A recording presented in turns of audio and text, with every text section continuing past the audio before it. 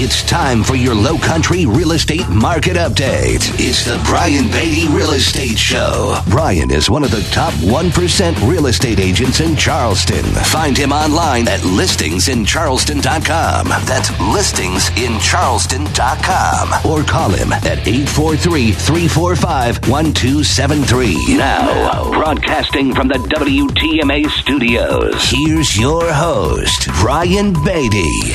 Good morning, Charleston. You're listening to the Brian Beatty Real Estate Show here on the Big Talker 1250 WTMA. I'm your host, Brian Beatty. Thanks for joining me this morning as we talk about housing here in the Low Country over the next hour. We're going to cover a lot of topics this morning, everything from remodeling your house, whether you need a permit or not. What's that process look like? We're going to talk about hurricane season. We're going to talk about for sale by owners. We're going to talk about buying rental property, a whole bunch of stuff this morning. So wide variety of topics for you to call in on. I am live in the studio this morning, and I invite your calls to have a discussion with me about real estate. Happy to answer your questions, listen to your comments or concerns.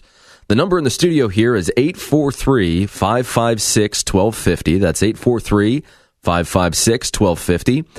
Now, of course, if you'd like to discuss anything with me off air, you're considering buying, selling, or investing in real estate, I'd love the opportunity to earn your business. I can be reached personally at 843-345-1273, or you can go to my website, listingsincharleston.com, listingsincharleston.com. You can learn more about me and what I do to sell real estate. And as I mentioned last show, and on Friday this week, since I have a Friday call in every Friday morning to discuss the real estate market, I'm rolling out a spring commission incentive. If you want to sell your house, charging just 2.4% commission to work with you on the selling side. So listingsincharleston.com is the website to go to. I'm going to jump right in because I've got a lot of ground I want to cover this morning. And we're going to go straight to good buddy of the show that's been on several times. This is Andrew Muller with Mappus Insurance Agency. Andrew, you there? I'm here. Good morning. Good morning. How are you? Oh, doing great. Good. All right. So we're a little over a month away from hurricane season, right? It starts June 1st? Yep, absolutely. All right. So I don't know what they're saying about how bad this hurricane season is supposed to be. I'm sure it's all speculative. But what I'd like to do this morning is just give the listeners some information, some things to think about, some things to prepare for. And so I want to lean on you to kind of walk us through that process and tell us what we need to know. Okay, well, I've got a couple tips for everyone this morning. The first thing is to understand that, so hurricane season's June 1st through the end of November, but that doesn't mean a hurricane cannot happen outside of that time frame. So Sure. If we recall, back in January, we actually had a random hurricane out in the Atlantic. Luckily, it didn't come close to the United States, but we've already had one hurricane this year. A lot of people don't realize that. Mm-hmm. So keep that in mind. But the biggest things are, the number one thing is have a plan. Have a plan for your family, where you're going to go. Who are you going to stay with?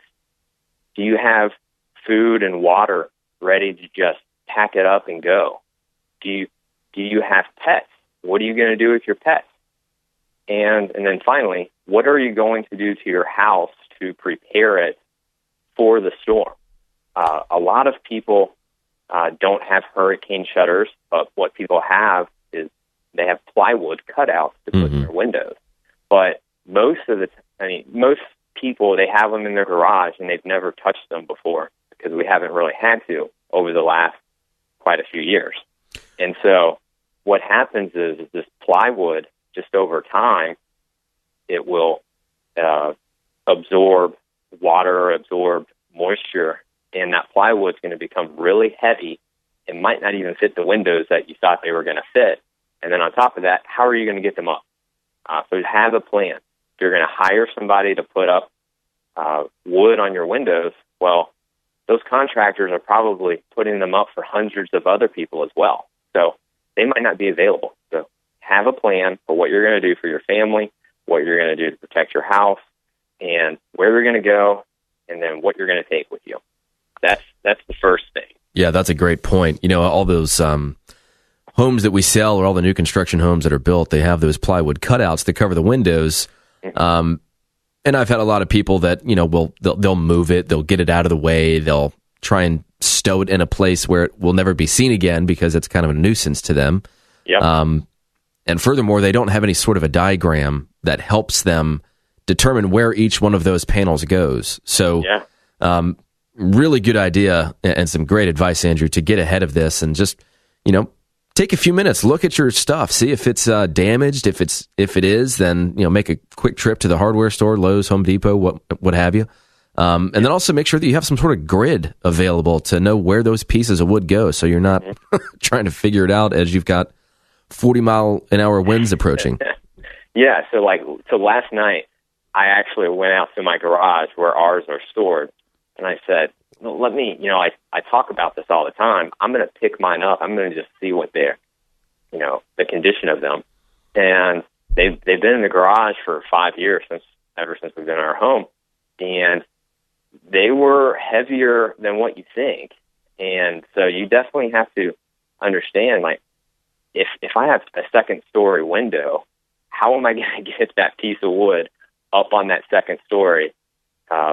Or if I have to hire somebody, is that person even available? So yeah, it's just thinking ahead of time and having a plan. So that's the big thing. The next thing that I really suggest is to pull out your homeowner's insurance policy, dust it off, because you haven't looked at it since last year when you got it in the mail, and understand what coverages you have, and more importantly, understand your wind and hail deductible.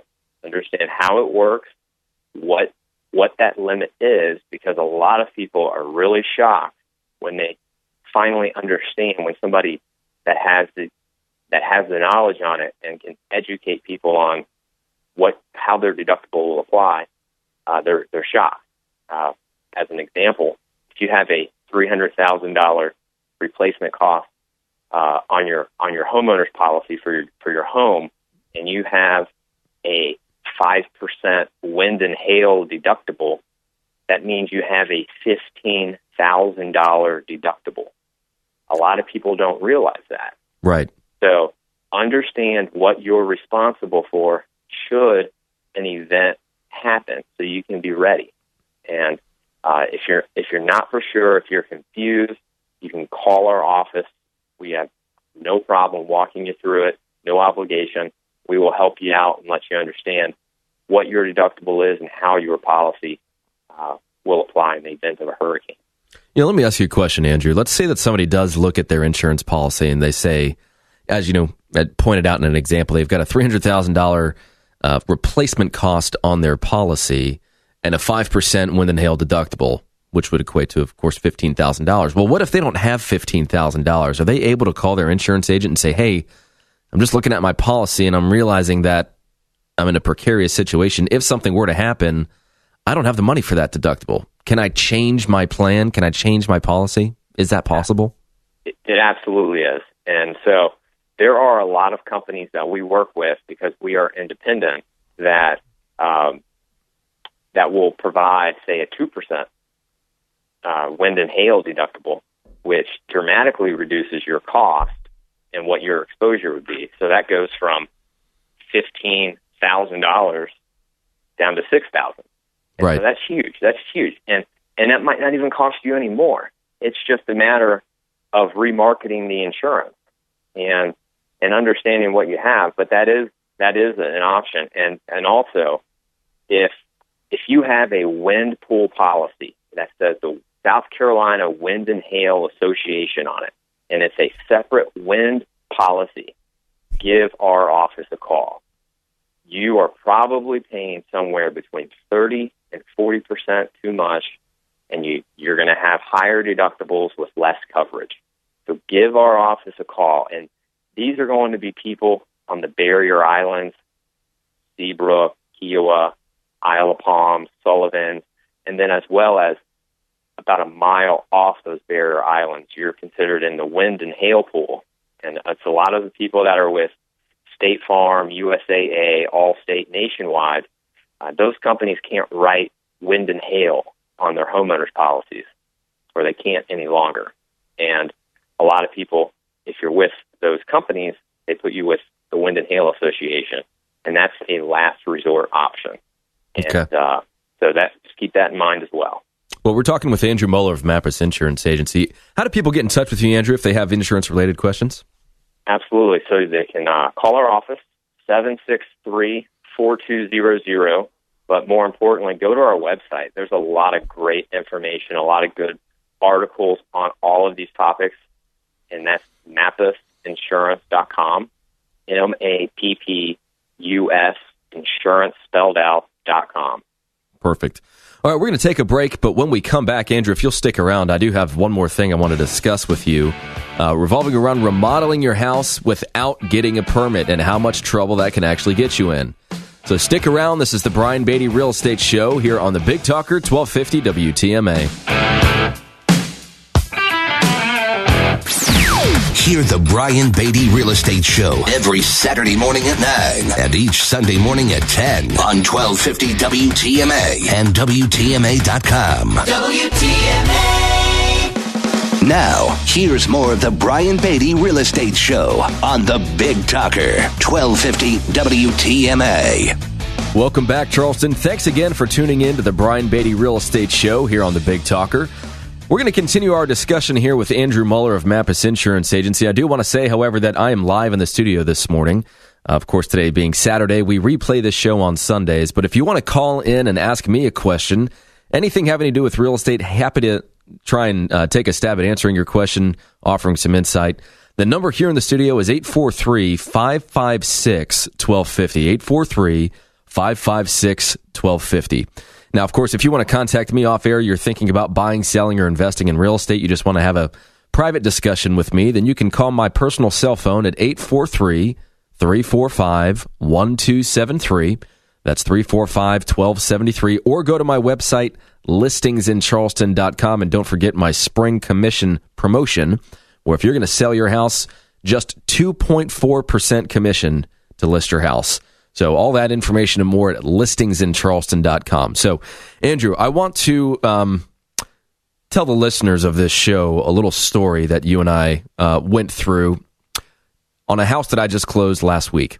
Mm-hmm. That took quite a while, and there was a reason it took quite a while, not because of the price or because of the condition, but because there was a very serious issue with the house. And so, if you recall, of course, I'll leave the seller's name blank and the address blank, but a client of mine hired me to sell his house, and he lived in an elevated home close to Daniel Island. And as I'm walking through the property, I noticed that he has totally finished off his garage, and he's added about another 800 or so square feet as a basement. And he's got a bathroom down there, and he's got air conditioning and electrical and plumbing and all this good stuff. And so my first question to him after walking through that, because I know what to look for, I know what the issues are, is number one, did you get a permit for this work?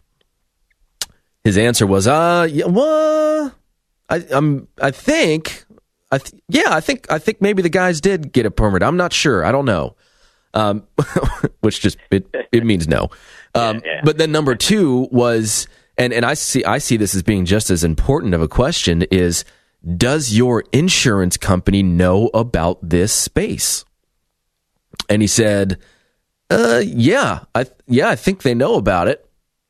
Well, they didn't know about it. And so what I want to talk about this morning is the issue of renovating a property without getting a permit. And it can go from a very small scale job to relocating a fridge in your kitchen to something as big, of course, as putting on an addition or adding square footage to your house and not getting a permit for it. And so the reason I want you on the call for this particular segment is that in this scenario in which I assisted this seller in selling his house, we finally were able to get the job done.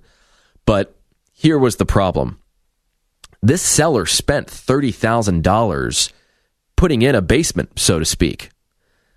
He couldn't count that square footage, and he couldn't ask any additional value for that square footage because it was non-permittable space. And so let me bring you into this discussion now, Andrew. So if somebody were to use this exact same example and finish off their garage, as livable space, but they didn't get a permit and the city wouldn't allow a permit, how does that work? Sure. Well, I'm going to start out saying that this topic can be very confusing. And to, I guess, better preface the situation that your client was in, when you say basement, we were talking elevated home where he enclosed that lower level. Correct. And so it wasn't a true basement, but we do see that a lot. And when it comes to homeowners insurance, then there will be coverage for that damaged property, but that doesn't necessarily mean that you can rebuild it, because if the town says you cannot, you have to follow code, then you're not going to be able to rebuild it. That doesn't mean the insurance company doesn't owe you for that. Now, when you start talking flood insurance, that's where the story can be completely different. And that's more of where I say a larger of the situation lies for many people that enclose a lower levels with flood insurance. And so there is the issue with the permitting, and then there's the issue, is there coverage, is there not coverage? And then there's the issue of, well, if they enclose this lower level, how does that change my flood premiums? Right. And so to answer the question, like I said, it's very confusing. It really comes down to when the house was built. If the house was built prior to 1974 and it was elevated and it's enclosed with a finished structure underneath, then from a flood insurance standpoint, it's going to dramatically increase your flood costs because you now have to rate from that lowest floor. That bottom of that garage floor is now your new basis for your elevation. Yeah. Flood premium. And I think a lot of people probably remember the ramifications of the Biggert-Waters Reform Act and the flood insurance premiums that were being quoted at, $10, $20, $30, $40, $50,000 a year for some of those properties on Folly and Isle of Palms, where, they were essentially a cinder block house on the beach, built right on a slab on the beach, as if that was ever a good idea. But so one of my questions is, all right, so let's say that somebody encloses their space in their garage in an elevated home. So if that happens in the house, let's just say the house was built in 2000, newer construction, or even later, which is what's happening with a lot of these in the Mount Pleasant, Daniel Island area. If that happens, from a flood insurance perspective, from a coverage standpoint, the only thing covered in that lower level is going to be anything pertinent to the property's foundation, but nothing finished. None of that finished product that they spent all the thousands, tens of thousands of dollars on, that drywall, their carpeting, anything down there, none of that is covered. The only thing that's covered is the basics, as in, the foundation holding the house up, things like that. Then maybe some electrical work that is down there that's supporting to run the house. So from a coverage standpoint, that lower level that you're counting on as livable space is not covered. And so that's really important for people to understand. From a premium standpoint, again, this is where it can get confusing. It differs from that pre-1974 house where they rate from the lowest floor now. Now, if it's after 74, the rules are completely different. And so you can still rate from that first higher living floor, and then they just charge what's called this surcharge fee for that finished enclosure below the house that's on that basement or that lowest garage level area. And that additional fee can range, I would say, anywhere from $100 to a couple $100. It's not a whole lot, but that doesn't mean you now get coverage for that lower level. They're just charging you for the enclosure, and you still have zero coverage for that finished enclosure below. So right. So you need to understand. So you're insuring the house, but you're not going to get paid back if that lower level gets, demolished due to some sort of flood. The only thing they're going to put back is the basic structural components. correct? Absolutely correct. Okay. And then you got to follow the rules with the town at that point. So, the town's never going to allow for you to put that back if you go through the permitting process. And the whole reason why they have these enclosures below is because they do it outside of the town's permit process, and the town doesn't know about it. Otherwise, they never would have allowed it. Right. Yeah, and so that's what I want to talk to people about for just a few moments. And Andrew, I really appreciate you being on the call this morning to share some of that information. Again, give your contact information to the listeners so that if they have insurance-related questions, they know how to reach you. Absolutely. So the best place to go is our website, because on this topic, we've actually got articles specific to this topic we just talked about. So that's mappusinsurance.com, MAPPUS insurance spelled out .com. You can get all of our other contact information there, but our phone number is 763-4200. All right, I really appreciate it, Andrew. Thanks for being on the call. Thanks, Brian. All right, so, in this particular example, as I mentioned, this owner put $30,000 into their garage to turn it into finished space. Well, the county would not have allowed him to have been issued a permit because it was close to base flood elevation. So that particular owner basically spent $30,000 to enjoy some square footage with him and his family for a few years, but we couldn't include it in the square footage posted in the MLS. We could not ask for any additional value because it was essentially non-insurable space that wouldn't be put back if there was some sort of loss or claim or damage. So the point that I wanted to make with that story is that it is better to be safe than sorry when it comes to getting a permit to remodel your house. What are some of the things that you might need a permit for? I have a general list. Of course, you're going to want to contact your individual county's building and planning department. But here are some things, just rapid fire, as Herman Cain would say, on things that you need to know about as far as getting a permit. So they would be things like obviously new construction, additions, renovations, which would mean changing anything with regard to walls, accessory structures like storage sheds, garages, carports, demolition, fencing, fireplaces, fire sprinkler systems, any work done in an A or V flood zone, pools, windows, roofing, gas, electrical, plumbing, and mechanical. So outside of that, really, if you're doing some sort of cosmetic update, you're painting the exterior of your house, you're putting down new flooring, you're switching out your appliances, so on and so forth, those things typically don't need a permit, but the best thing to do is to contact your local county planning department and building department to determine whether or not you need a permit. So if you have specific questions about these types of things, I am here to help. I'm here to be a resource. It's what this show is all about. And frankly, I want you guys to learn from some of my clients' mistakes. I don't want you guys to go out there and put a large amount of money into your house and not get a permit and then realize that we can't get that money back out when we go to sell it. So it's all about preparing you as the consumer so that when we come time to make some sort of real estate decision, you're informed. Having said that, I'm going to take a break. When we come back, we're going to talk about for sale by owners. I had some information that I shared last weekend, but I just ran out of time, and I want to make sure I make some time for that. So stick around. This is the Brian Beatty Real Estate Show. Again, call me in the studio if you have questions, 843-556-1250, or give me a call personally at 345-1273. And remember to go to my website, listingsincharleston.com.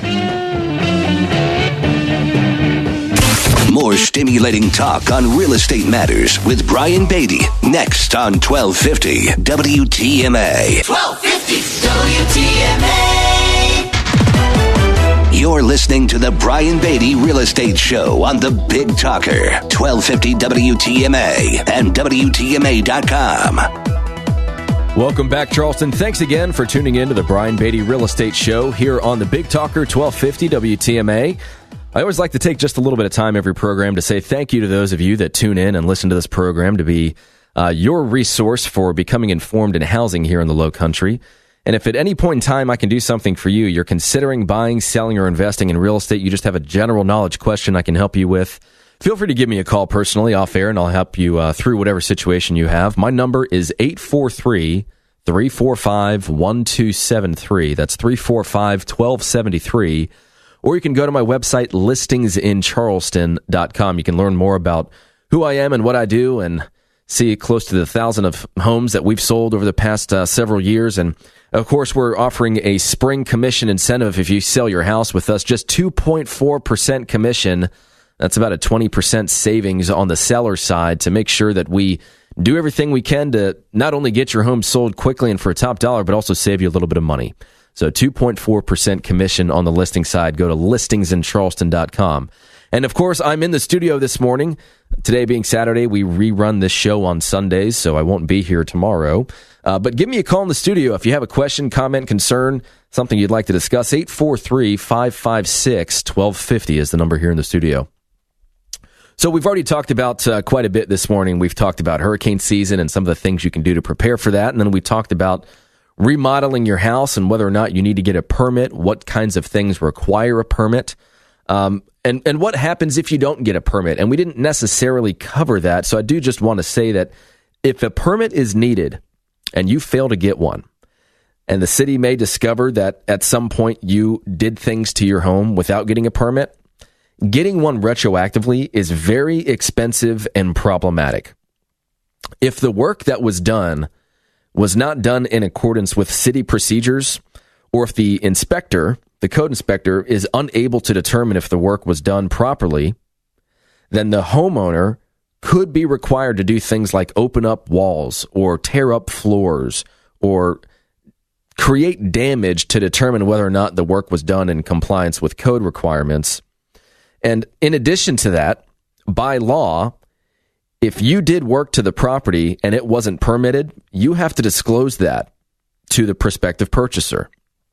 That can be a problem because the buyer might not give you the value for the square footage because they don't know whether or not it was properly permitted, which could be a big issue if in the event of some sort of insurance claim, something were to happen to the property. And then number two, a buyer's lender might not give financing on a property that has a renovation done that wasn't done and properly permitted. I've had deals fall through about that, actually. So it's incredibly important that you cover yourself and you at least do some due diligence. Technically, your contractor should be doing this, but sometimes you need to babysit your contractor. We all know that for those of us that have had significant work done to a home before. So it's an easy call. Just call the Building Inspection Services Department for your county and ask them, hey, I'm thinking about doing this. Do I need to get a permit? Just stay above board with that stuff. So that's what I have to say about that. I'm happy to discuss things in greater detail. Again, give me a call off air, 843-345-1273, if you have a specific scenario you'd like for me to discuss with you. And again, call into the studio. Happy to take your call. Happy to have a conversation with you. The number here, 843-556-1250. All right, so let me switch gears because last weekend I was talking about for sale by owners, and frankly, I was just a little long-winded last weekend. I had a lot of, it was a crazy week last week. I had a lot of things that I wanted to talk about just based off personal experience. But I got an email last week, and I really want to dive into this for just a few minutes because we're clearly at the point right now where it makes sense if you're a seller to put your home on the market. You know, I mentioned a few shows ago that we've essentially seen, if you look at the first quarter of 2016 compared to 2015, we've essentially seen a 20% reduction in inventory, and we've seen about a 20% increase in pending sales, meaning closings and properties that are under contract getting ready to sell. So we have more sales and less inventory than the first quarter of last year, which is, of course, creating price increases across the board. So the natural thing for sellers to think is, well, if the market's so darn hot, why don't I just go for sale by owner? And some people do a great job at it. And some people sell their house, and some people take the time to educate themselves on the process, and they do a good job, and they save themselves some money. Other people, not so much. But I want to let me read this email that I received, and then just make a few comments, if I may. So here's the email. It says, and this was just kind of random. It says, Brian, let me just say that I totally get why people hate agents and buying and selling houses. I feel so exposed, it's sick. These vulture agents have been swooping down on my property like they smell a carcass. People ring my doorbell anytime with no phone calls, and they just swing by asking if they can sell my house. I keep telling them, if you want to sell my house, bring me a buyer. We're not hiring a listing agent, but they just keep calling. I know not all agents are this way. In fact, I bet that, and here's the thing that really rubs me the wrong way. In fact, I bet the good ones wouldn't be caught dead soliciting themselves like a bunch of ambulance chasing attorneys. I just want and need my life to go back to normal and to sell my house. I also feel like a for sale by owner sign really just says, come harass me. I'm not getting anywhere at this point, and selling for sale by owner to not pay a commission isn't even worth it. And then things kind of trail off into a different part of the email. But isn't that interesting to actually get a real response from a for sale by owner? Look, I call for sale by owners to offer my help. I call expired and withdrawn sellers, people that had their home on the market for 6 to 12 or 18 to 24 months that didn't sell, and offer my service. So when a seller says something like, I bet the good ones out there would never solicit themselves, how do you think they became a quote unquote good one in the first place? By sitting back and just waiting for their phone to ring? Absolutely not.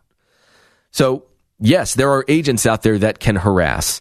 And there are a few that are famous for it in our particular market. And I think that most of the agents that have been around for a long time that do a good amount of business know who those people are. That's not what we're talking about. As a for sale by owner, you need to prepare to deal with aggressive agents. And it can be, aggressive can be a good thing and it can be a bad thing. Sometimes agents are just too aggressive. They're not listening to you. They're just trying to push their agenda, which is getting your listing. Doesn't even necessarily have to be that they want to sell your listing. They just want a listing. And a for sale by owner is an easy target. So you, as a for sale by owner, need to have a plan in place for those agents. And again, if you're listening and you have some questions or something you want to say about a for sale by owner, I welcome your call. I would love to hear what you have to say. The number here is 843-556-1250. But number one, for a sell by owner, you have to have a game plan. 90% of buyers are represented by a real estate agent.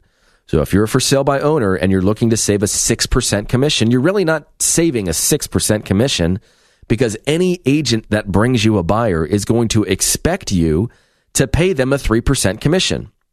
So you're not saving 6, you're saving 3. And so now let's look at how much money that 3% actually is, and how much time and energy and resources you need to invest to sell your home for sale by owner, and is it worth it? Now, of course, it's going to be different for everybody. Some people really need the money. Some people owe very close to what their house is worth. Sometimes it just makes sense financially to sell for sale by owner. Other people say, look, I don't have the time to deal with that frustration. So I need to hire a real estate agent that can represent me so that I can go back to my day job, so that I can go and make money for my family. But I'll give you a good example. There's a client that I've had that's one of my best clients. Fantastic guy. It's husband and wife. Fantastic couple. Just put a home under contract yesterday. Beautiful house in Mount Pleasant. They now want to sell their house in Mount Pleasant. So I walk through it and we talk about it. And they're just awesome. They've got a really nicely decorated, very nicely redone house. And so we start talking. I was like, so what do you guys think you want to put the property on the market for? Just out of curiosity. I mean, have you been following the market? Because I'd been giving them periodic updates on pricing. And they're like, yeah, well, we're thinking about $550. And I was like, man, you're off. You're off by about 10%. Your house is going to sell for about $600,000. He didn't even realize that he had that much equity. Well, that's part of the reason why you hire real estate agents, to tell you the truth about pricing. Hopefully there's some more money there and you're not leaving money on the table. But that was number one. But number two was, Brian, I love you, but I'm really thinking about doing this flat fee listing where I still sell for sale by owner. I just get access to the MLS. And his wife looked at him kind of like my wife looks at me sometimes when I say something stupid. And she goes, and how are we going to do that? We live in Columbia. How are we going to sell our house for sale by owner? We don't even live here. This is our second house. And so it kind of gave him a little bit of a reality check. But to point out some of those issues to you as a potential for sale by owner, you got to be prepared for this to be pretty close to a full-time job. You're going to have to field the calls. You're going to have to pre-qualify the showings. You're going to have to potentially be there for the showings, or you're going to have to grant someone access to your house that you don't know to let them just walk through it unattended. Most for sale by owners aren't comfortable with that, meaning they have to show their property after normal business hours or on the weekends. And let's be honest, some buyers don't want to wait. If I'm a real estate agent and I'm representing a buyer and they want to buy something, who am I to stop them? So in this type of market where properties are selling extremely quickly and for top dollar, yes, it can make sense to sell by owner so long as you're available, number one, and can invest the time, energy, and resources. But number two, most of the buyers that go after for sale by owners, let's just be honest, they want a deal. And they know that you're selling because you want to save some money. Well, they're buying because they want to save some money as well.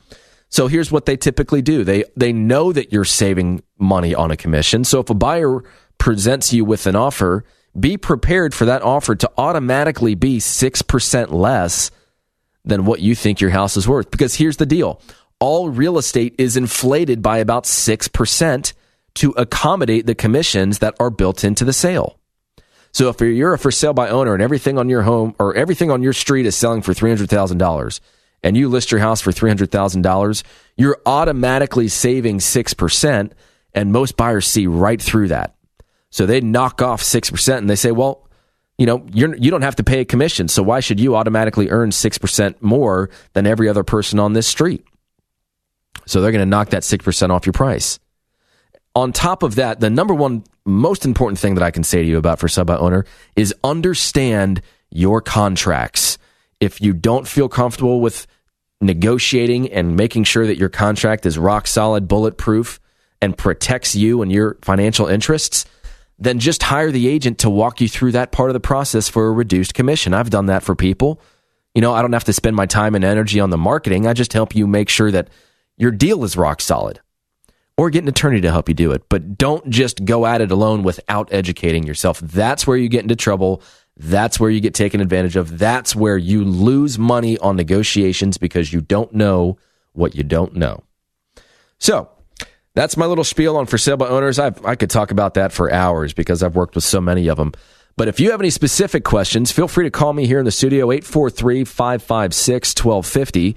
Just a few minutes left here in the program. And of course, if you want to contact me outside of this radio program, you can call my cell phone at 843-345-1273, or you can go to my website, listingsincharleston.com. And of course, contact me if you want to sell your house, just 2.4% to list your house for sale. And yes, that is a 100% full service commission. So all that and more as the Brian Beatty Real Estate Show continues right here on the Big Talker 1250 WTMA. Have a real estate question? Ask Brian Beatty. Send him an email, lowcountryhomesales@gmail.com. The Brian Beatty Real Estate Show is on 1250 WTMA. WTMA!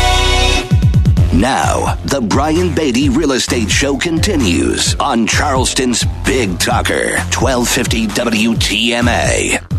Welcome back, Charleston. Hope you're doing well. Just a few minutes left here on the Brian Beatty Real Estate Show. Here on the Big Talker, 1250 WTMA. Gosh, I've been doing this show for about 4 years now.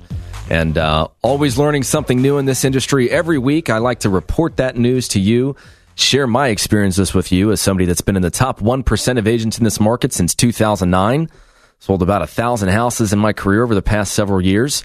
And really, the point of this show is just to keep you informed, keep you up to date with the real estate market, and then share some topics with you that you can learn something from so that when you go to buy, sell, or invest in real estate, you're an informed consumer. So what I want to talk about for the last few minutes of this show are some things to consider if you're going to buy a rental property. I'm starting to see more and more of this. People now have some extra money to spend. They want to invest in some real estate. They want to buy a rental property. They don't want to get crazy into flipping. They're not talking about, buying something. I want to talk about it, and I want to keep it kind of simple. They just want to buy a rental property to get some income on that investment. They've got some extra money. Then why not put it into real estate? It's such a great market, right? Well, here are some things for you to consider if you're going to buy a rental property in this market. First and foremost, if you're going to, and I'm coming at you from experience, guys, because I've invested in a bunch of real estate.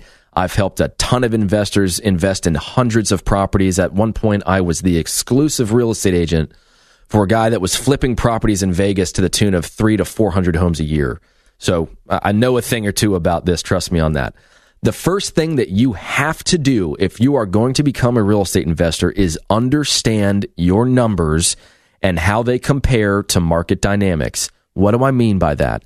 I mean, you need to determine what your required rate of return on your investment is, and then take that requirement into the marketplace to see if you can find a property that fits that requirement. So let's say that you want an 8% return on your investment.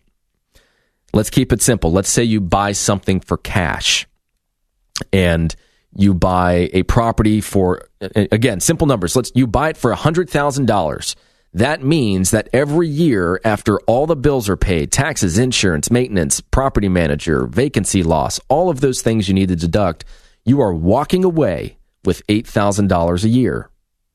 So, how do we arrive at that number? We have to look at things like the taxes and the insurance and the projected maintenance and vacancy loss, meaning how long is it going to take you to actually get the property rented, and how much time does that equate to lost earnings? All of this needs to be looked at. All of this needs to be written down as a requirement and as a hard line. And if we're looking at a property and it does not fit that criteria, we need to move on. One of the best things that you can have as an investor is discipline. Too many times I've seen people invest in a property emotionally because they have a good feeling about it. But guys, let's be honest, the numbers don't lie. Can the numbers change? Yes. Can they change for the better? Yes. But they can also change for the worse. And if you're not prepared, then you could really be caught between a rock and a hard place. And so that's something else that I want to mention, is that you need to expect the unexpected with regard to a rental property. Yes, it's easy to put all this stuff into a model and write it down and say, okay, well, here's the gross rental income, and from that, I'm going to deduct the mortgage, the taxes, the insurance, the maintenance, the vacancy loss, the property manager fee, all that other stuff that you have to pay for to arrive at my net rental income. But you also need to be prepared for things like, okay, well, what happens if my tenant stops paying rent? What happens if my property manager isn't doing a good enough job and now I have to become involved? Are you going to use a property manager at all? If you don't, it's going to save you 10%.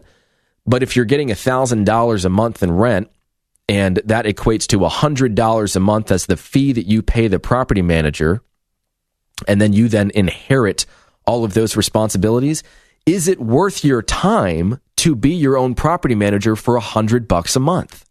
Or whatever that number is? That's something that you need to ask yourself, because I've been on both sides of that.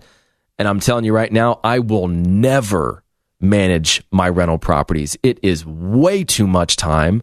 I can make a lot more money doing my day job and spending more hours doing that than I can save by being my own property manager. Plus, that's not my area of expertise. I might as well hand those responsibilities off to somebody that knows what they're doing. But my goal is to be as uninvested emotionally and from a time standpoint in my rental properties as possible. I just care, quite frankly, about the money. And if you're an investor, I think that's how you need to look at things. Yes, you need to take things into consideration like the location and, is it a good family-friendly area? Is it in a good school district? What kind of tenants am I going to attract in this price range and location, so on and so forth. But the number one thing that I can tell you to be focused on as an investor is your numbers. Okay, we're playing with your money through the help of a real estate agent. It makes sense that you hire somebody that understands that market, can walk you through the process, give you some realistic expectations based on what the market's doing, and then determine whether or not we take that step and we actually buy an investment property. So we've talked about a lot this morning. I always feel like I have more to talk about than I have time to do it in. So we'll just have to save that for next weekend. So join me tomorrow, Sunday at 10 o'clock as we rerun this show. And again, if you have a question, give me a call, 843-345-1273. Happy to discuss your real estate needs in private. Go to my website, listingsincharleston.com.